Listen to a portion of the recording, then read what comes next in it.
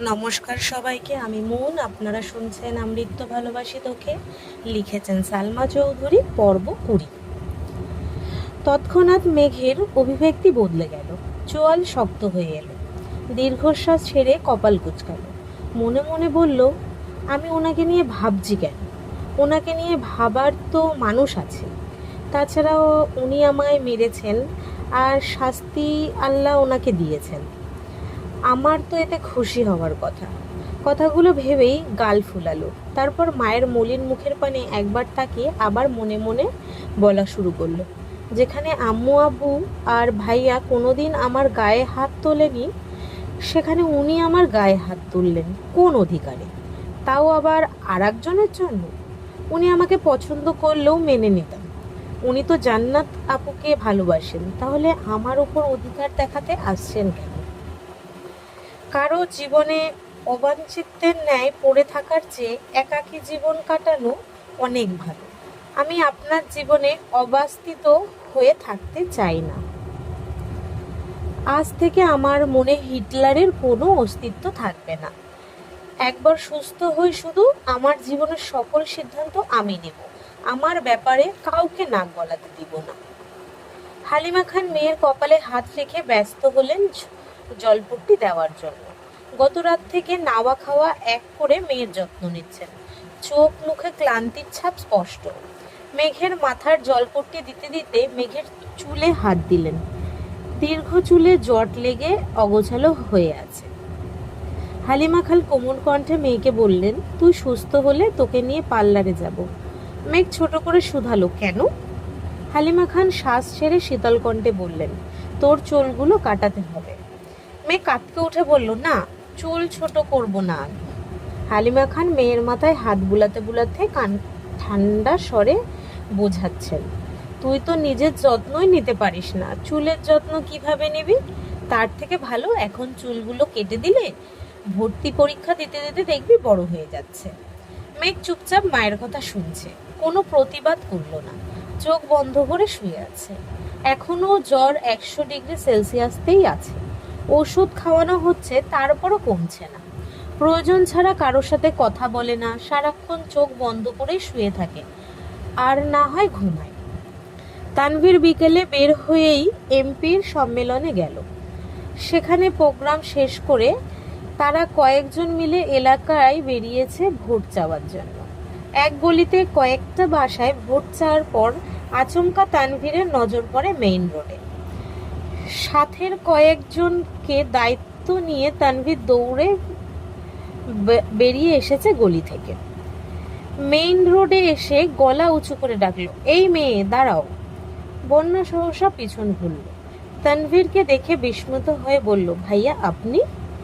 তানভীর কয়েক কদম এগিয়ে বন্যার মুখোমুখি হয়ে গম্ভীর কণ্ঠে প্রশ্ন করল, আমি তোমার কোন জন্মের ভাই? তানভীরের গোমরামুখ কথায় বন্যা কিছুটা ভ্যাবাচেকা খেল। উদ্বিগ্ন কণ্ঠে বলল, না মানে আপনি মেঘের ভাইয়া তাই। তানভীর এবার কিছুটা কড়া স্বরে বলল, আমাকে ভাইয়া ডাকার অধিকার শুধু মেঘের, তাই ইচ্ছে হলে তানভীর ভাই বলতে পারো, কিন্তু মায়ের পেটের ভাইয়ের মতো ভাইয়া ভাইয়া বলে ডাকবা না। বন্যা আস্তে আস্তে বিড়বিড় করলো, মেঘের ভাইগুলো এমন কাঠখোট্টা কেন? এতদিন শুধু মেঘের মুখেই শুনতাম, এখন দেখি সত্যি সত্যি। তানভীর টিস্যু দিয়ে নাক মুছে ছোট করে শুধালো, কোথায় যাওয়া হচ্ছিল? বন্যা তথস্থ হয়ে বলল, ফুচকা খেতে। বন্যা পুনরায় স্বাভাবিক কণ্ঠে প্রশ্ন করল, আপনি এখানে কেন ভাইয়া? প্রশ্ন শেষ করার আগেই চোখ পড়ল তানভীরের দিকে। তানভীর তীক্ষ্ণ দৃষ্টিতে চেয়ে আছে। বন্যা ঢুক গলে ছোট করে বলল, সরি তানভীর ভাই। তানভীর মুচকি হেসে উত্তর দিল, সামনেই নির্বাচন, তাই ভোট চাইতে এসেছিলাম। বন্যা নিরুদ্বেগ কণ্ঠে বলল, ও। তানভীর কপাল কুঁচকে বলল, এভাবে রিয়াক্ট করলে কেন? আমাদের এমপিকে কি পছন্দ না? ভোট দিবা না? বন্যা আকস্মিত হয়ে তাকালো তানভীরের দিকে, ডানে বামে মাথা নাড়িয়ে বলল, না না, তেমন কোনো বিষয় না, তাছাড়া আমি তো ভোটারই হইনি। তানভীর বিরক্তি নিয়ে বলল, তাতে কি হয়েছে? তোমার আব্বু আম্মু বড় বোন তো আছে, তারা তো ভোটার। যেভাবে রিয়াকশন দিচ্ছ মনে হচ্ছে গোষ্ঠীর কাউকে ভোট দিতে দিবা না। বন্যা মুখ ফুলিয়ে শ্বাস ছেড়ে আস্ত করে বলল, আপনাদের এমপিকেই ভোট দিতে বলবো। তানভীর মোলায়েম কণ্ঠে বলল, ঠিক আছে, এখন বাসায় যাও, কিছুক্ষণের মধ্যেই তোমাদের বাসায় আসছি, সবাইকে হালকা নাস্তা দিও। বন্যা চোখ গোল গোল করে চাইল, তারপর ছোট করে বলল, আমি ফুচকা খেতে যাচ্ছিলাম। তানভীর কণ্ঠ ভারী করলে বলল, একদিন ফুচকা না খেলে কি মরে যাবে? বন্যা নির্বাক চোখে চেয়ে রইল। তানভীর গলা খাকানি দিয়ে পুনরায় বলে উঠল, ভেবো না তোমায় জোর করছি, সত্যি বলতে সম্মেলন থেকে সরাসরি এদিকে চলে আসছি, ওরা সকালের পর থেকে এখনো খায়নি কিছু। তোমাদের এদিকে নাস্তা খাওয়ার মতো কোনো দোকান রেস্টুরেন্ট কিছুই নেই, কাজ না শেষ করে যাওয়াও সম্ভব না, আবার সন্ধ্যার আগে কাজ শেষ করতে হবে। তুমি বনুর বেস্ট ফ্রেন্ড, সেই সুবাদে তোমাকে বলছি, আমাকে না খাওয়ালে চলবে, ওদের জন্য একটু চা বিস্কুট আর হালকা নাস্তার ব্যবস্থা করে দিলে খুব ভালো হতো। বন্যা স্বাভাবিক কণ্ঠে বলল, জি অবশ্যই, আমি বাসায় গিয়ে ব্যবস্থা করছি, আপনি সবাইকে নিয়ে বাসায় আসবেন প্লিজ। বন্যা পুনরায় প্রশ্ন করল, বাসা চেনেন? তানভীর উপর নিচ মাথা নাড়ল। বন্যা আর কথা না বাড়িয়ে চুপচাপ বাসার দিকে হাঁটা দিল। বন্যাদের মধ্যবিত্ত পরিবার, বাবা সরকারি কর্মকর্তা, বন্যারা 2 বোন আর 1 ভাই।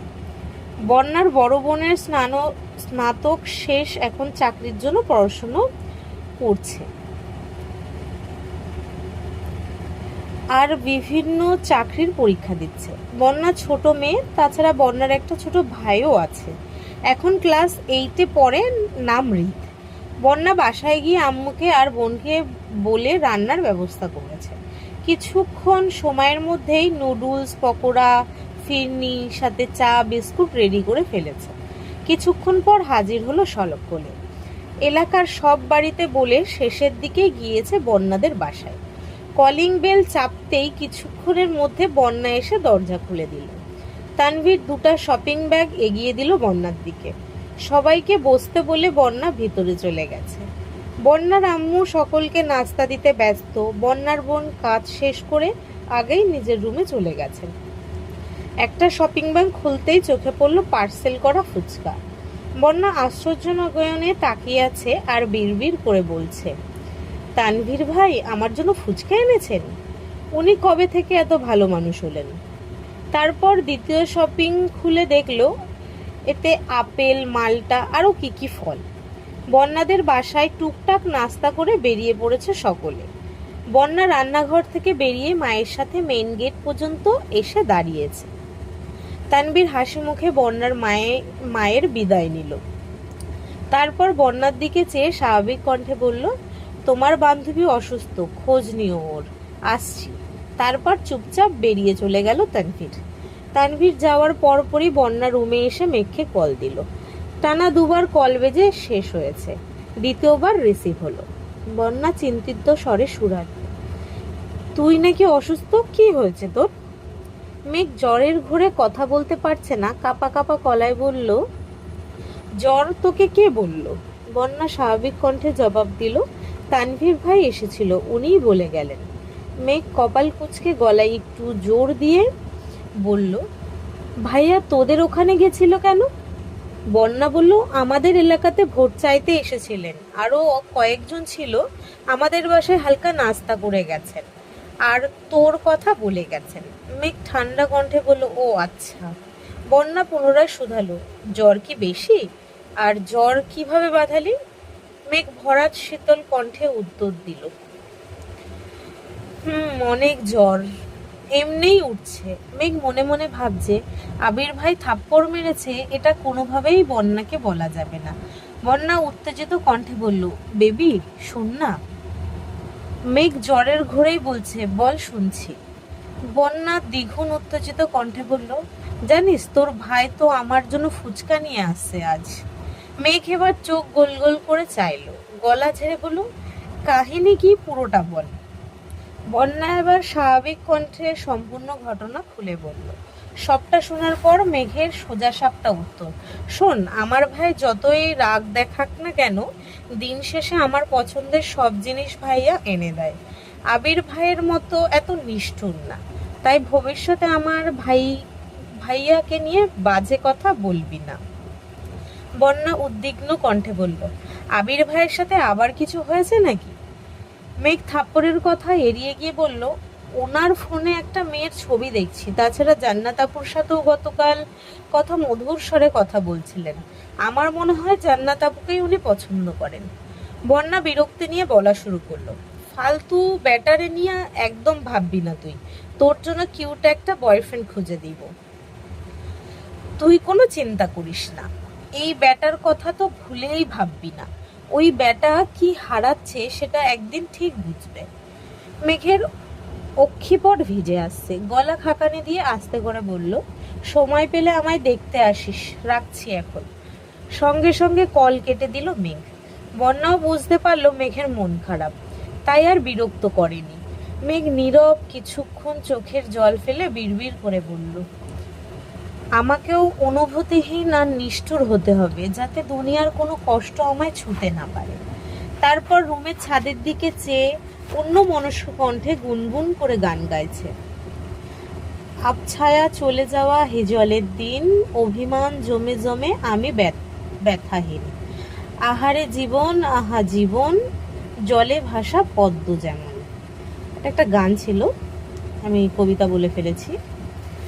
যাই হোক, রাত 9টার দিকে আলী আহমেদ খান আর মোজাম্মেল খান বাসায় ফিরেছে। খাওয়া দাওয়া শেষ করে আবিরকে দেখতে এসেছে। কিছুক্ষণের মধ্যেই তানভীরও বাসায় ঢুকেছে। নিজের রুমে গিয়ে ফ্রেশ হয়ে মেঘের রুমে গেল।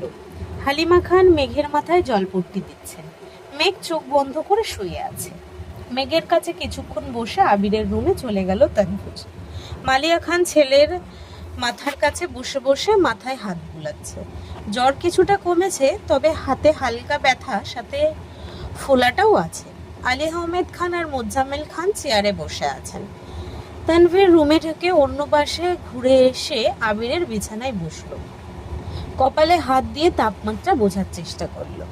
আলী আহমেদ খান গম্ভীর কণ্ঠে বললেন, আবার কোথায় মারপিট করেছিলে? আবির নিস্তব্ধ হয়ে ছাদের দিকে চেয়ে আছে। আলী আহমেদ খান পুনরায় শুধালো, কি হলো? কাকে মেরে নিজের হাতের এই অবস্থা করেছ? আবির আব্বুর দিকে চেয়ে নরম স্বরে বলল, আমি খুবই ভদ্র ছেলে, মারপিট একদমই পছন্দ করি না, আপনি শুধু শুধু টেনশন করেন আমাকে নিয়ে। আবিরের ভাবের কথা শুনে তানভীর বিস্ময় চোখে চেয়ে আছে আর মনে মনে বলছে, বাহ ভাইয়া ভা, কি নাটকটাই না করছো, বলতেই হয়। আপনি গুরু, আমি শিষ্য, বুদ্ধি আমার কম, আপনি বুঝাইয়া দিলে বুঝিতে সক্ষম। মোজাম্মেল খান কঠিন স্বরে বলে উঠলেন, মারপিট যদি নাই করবা তাহলে এই অবস্থা হলো কেন শরীরের? আবির আমতা আমতা করে বলল, রাস্তায় কিসের সাথে ধাক্কা লেগে কেটে গেছিল। তানভীর মিটিমিটি হাসছে আর মনে মনে বিড়বিড় করছে, আহারে বেচারা ভাই আমার। আলী আহমেদ খান বিরক্তির স্বরে বললেন, আগেই বলেছিলাম বাইক না কিনতে, তিনটা প্রাইভেট কার থাকার পরও তোমাদের হয় না। আজকে যদি গাড়িতে চলাচল করতে তাহলে বৃষ্টিতে ভিজতেও হতো না, হাতের এই অবস্থাও হতো না, আর এখন এভাবে জ্বরে পড়ে থাকতা না।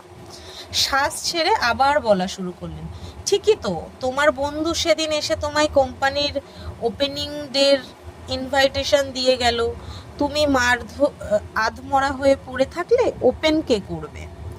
আবির ছোটে করে বলল, আমিই করব। কপাল কুঁচকে আলী আহমেদ খান হুঙ্কার দিয়ে বললেন, এসব ভণ্ডামি বাদ দিয়ে কাজে মনোযোগ দাও, মারপিট করে জীবনে কিছুই করতে পারবে না, শুধু শত্রুর সংখ্যাই বাড়বে। আর কোম্পানি শুরু করার অনুমতি চেয়েছো, অনুমতি দিয়েছি, এখন যদি কোম্পানির কাজের বাইরে নিজের মর্জি মতো চলো তাহলে আমাকেও কঠোর হতে হবে, এই আমি বলে রাখলাম। মালিয়া খান কোমল কণ্ঠে বললেন, ও তো বলল মারপিট করেনি। আলী আহমেদ খান গম্ভীর কণ্ঠে বলে উঠলেন, তোমার ছেলের বয়সটা আমিও পার করে এসেছি, কোন কারণে কি হতে পারে সে সম্পর্কে আমার সম্পূর্ণ ধারণা আছে। এটার সময় রাজনীতি আমিও করেছি, রাজনীতির জন্য কত কত জায়গায় আমিও মারপিট করেছি, কি লাভ হয়েছে তাতে? দিন শেষে সব ছেড়ে ব্যবসা শুরু করতে হয়েছে। তোমার ছেলেকে সময় থাকতে বোঝাও এসব ঝামেলাতে না জড়িয়ে কাজে মন দিতে। আলী আহমেদ খানের কথা শুনে আবির, তানভীর আর মালিয়া খান তিনজনই বিস্ময়কর দৃষ্টিতে তাকিয়ে রইল। কিছুক্ষণ পর মালিয়া খান নরম স্বরে বলে উঠলেন, আপনার রক্তই তো পেয়েছে। বড় আম্মুর কথা শুনে তানভীর ফিক করে হেসে উঠল। আলী আহমেদ খান বিরক্ত হয়ে বললেন, তোমরা ছেলেকে লাই দিয়ে দিয়ে মাথায় তুলছো। তোলো তোলো, আমার সমস্যা নেই, একদিন শুধু আমার কানে ওর মারপিটের খবর আসুক। কথা না শেষ করেই রাগে ফুঁসতে ফুঁসতে চলে গেলেন আলী আহমেদ খান। তানভীর নিঃশব্দে হেসেই চলেছে। মোজাম্মেল খান কঠিন স্বরে বলে উঠলেন, এত হেসে লাভ নেই। রাজনীতি করার অনুমতি পেয়েছো বলে যাতা করে বেড়াবে তা কিন্তু সহ্য করব না আমরা। তোমাদের দু ভাইকে সাবধান করে দিচ্ছি, এই বাড়িতে থাকতে গেলে বাধ্য ছেলের মতোই থাকতে হবে। মোজাম্মেল খানও বেরিয়ে গেছেন। মালিয়া খান ছেলের মাথায় হাত বুলাতে বুলাতে বললেন, তুই এত বছর বাইরে ছিলি, এখানে কার সাথে ঝামেলা করিস? আবির কপাল কুঁচকে তাকালো মায়ের দিকে, কণ্ঠ ভারী করে বলল, আম্মু তুমি অন্তত এসব কথা বলো না। আমি মারপিট করিনি, এমনই কেটে গেছে, এত চিন্তা করো না তো। আবির শ্বাস ছেড়ে আবার বলল, বিশ্বাস না করলে তোমার সামনে তানভীরকে জিজ্ঞাসা করছি। কিরে তানভীর, আমি কি মারপিট করি? আবিরের এরকম প্রশ্নে ভ্যাবাচাকা খেয়ে তানভীর কিছুটা নড়ে চড়ে হাসি চেপে বলল, না একদমই না। ভাইয়ার মতো নিষ্পাপ একটা শিশু কি মারপিট করতে পারে? বড় আম্মু, তুমি শুধু শুধু চিন্তা করছো। মালিয়া খান কিছু বলার আগেই আবির বলে উঠল, আম্মি তুমি এখন আব্বুর কাছে যাও, রাগে ফুঁসতেছে মনে হয়, তুমি ওনাকে সামলাও গিয়ে, আমি ঠিক আছি, সমস্যা হলে কল দিবনে। মালিয়া খানও ছেলের কথা মতো বেরিয়ে মেঘকে দেখে নিচে চলে গেলেন। আবার মোলায়েম কণ্ঠে তানভীরকে শুধালো, মেঘ কেমন আছে? তানভীর স্বাভাবিকভাবেই উত্তর দিল, শরীরের তাপমাত্রা তো কমছে না, ঘুমাচ্ছে দেখে আসলাম। আম্মু বলল বিকেলে একটু নাকি কমেছিল জ্বর। আবিরের চেহারা চিন্তিত ভাব স্পষ্ট বোঝা যাচ্ছে। তানভীর কিছুটা তপ্ত স্বরে বলল, নিজেকে আহত করে কি লাভ হলো? দিব্যি দুজন দুই রুমে পড়ে অসুস্থতায় ভুগতেছ। তুমি সুস্থ থাকলে তো বনুর কেয়ার করতে পারতা।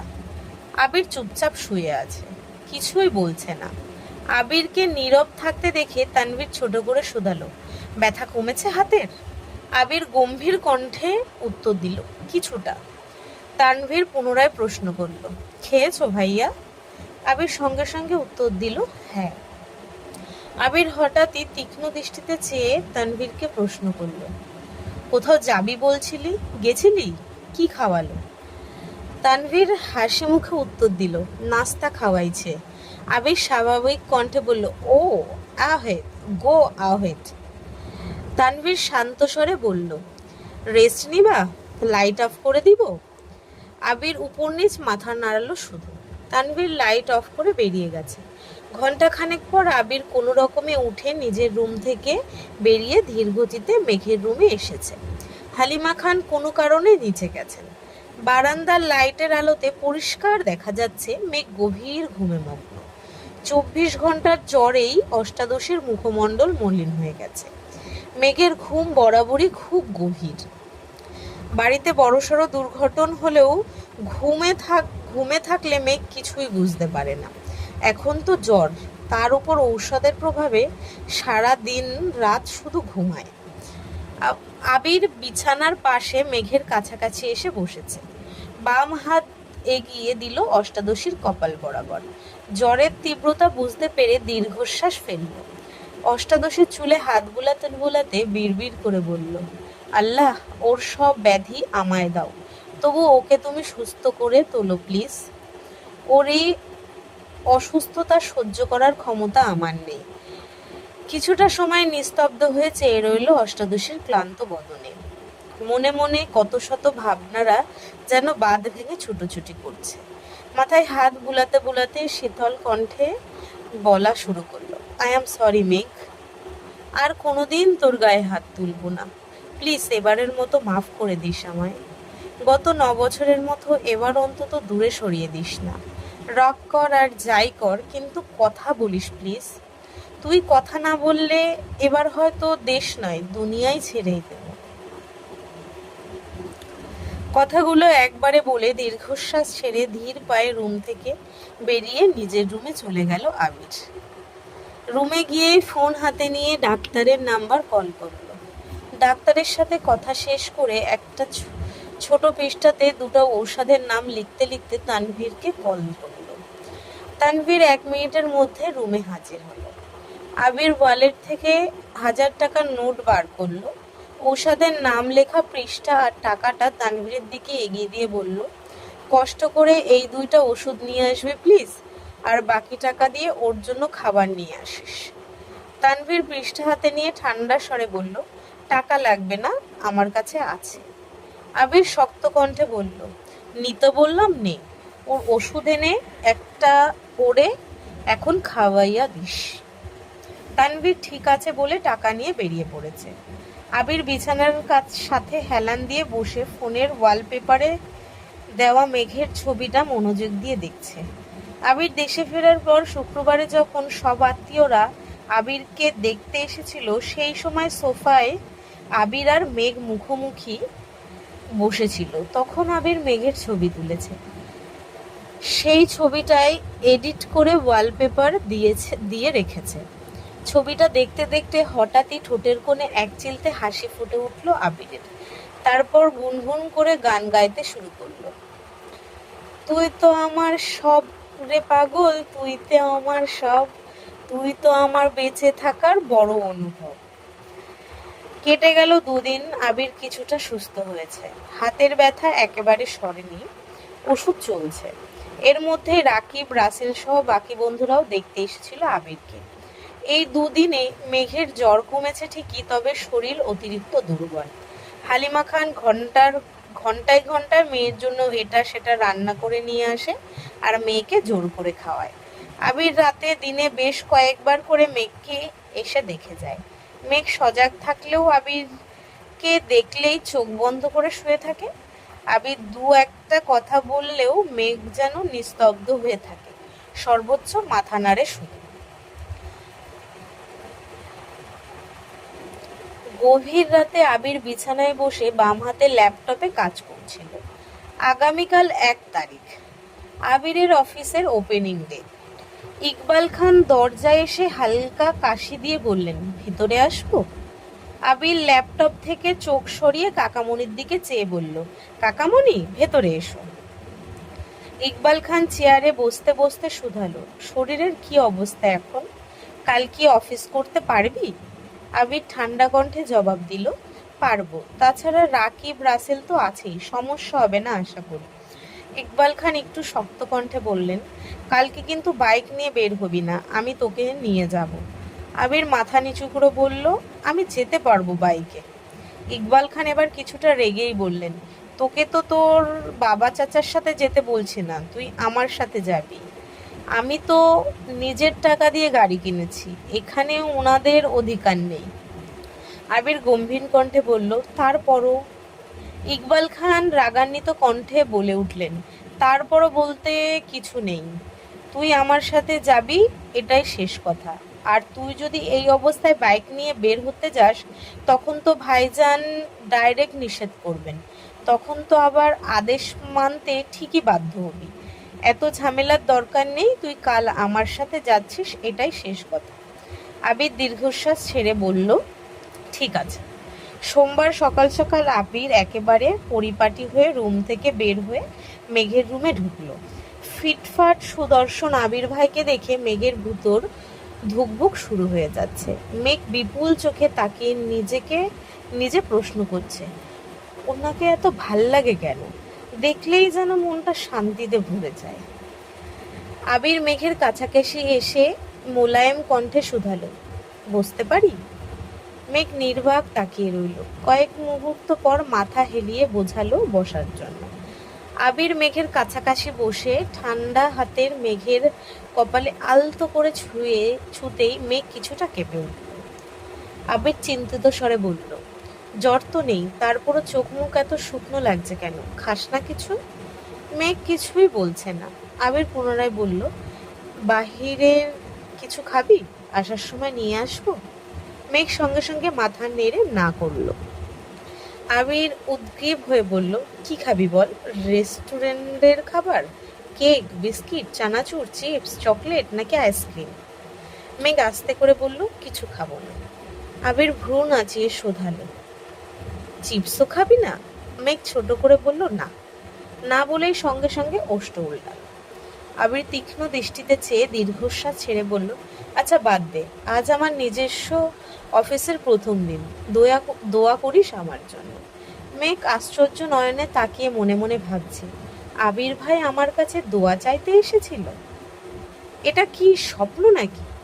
মেঘ মন খারাপ সরিয়ে হাসি মুখে বলল, ফি আমানিল্লাহ, আপনার জন্য অনেক অনেক শুভকামনা রইল। মনে মনে বলল, দয়া করি আপনি আপনার ব্যবসা আর জান্নাত আপুকে নিয়ে সুখে থাকুন। আবির স্বাভাবিক কণ্ঠে বলল, ধন্যবাদ। তুই সাবধানে থাকিস আর খাওয়া দাওয়া ঠিক মতো করিস। আসছি। আবির রুম থেকে বের হতে হতে মনে মনে মনে মনে মনে মনে বলছে, দয়া কর যেন খুব তাড়াতাড়ি সাকসেসফুল হতে পারি আর তোকে আমার করে নিতে পারি। আজকের পর্ব এই অবধি। যদি সবার ভালো লাগে লাইক কমেন্ট শেয়ার করে দিও, আর যদি ইউটিউব থেকে শুনছো তো সবাই সাবস্ক্রাইব করে দিও, আর যদি ফেসবুক থেকে শুনছো তো পেজটাকে ফলো করে দিও, আরও ভিডিও পেতে পেজটাকে ফলো রেখো। আজ আসছি, ধন্যবাদ সবাইকে।